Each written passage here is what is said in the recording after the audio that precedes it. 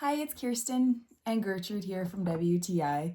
I'm sharing with you Gertrude's favorite dog food from Primal. These are the freeze-dried nuggets. So if your dog is on a raw food diet, this is an exceptional option for you as these ingredients are top-notch, high quality. So the protein in this brand's dog food is the best because it's free of antibiotics, free of hormones, and the rest of the ingredients is all organic. The fruits, the vegetables, everything is organic. So your dog is getting high quality ingredients, vitamins, minerals, everything that they need for a balanced diet.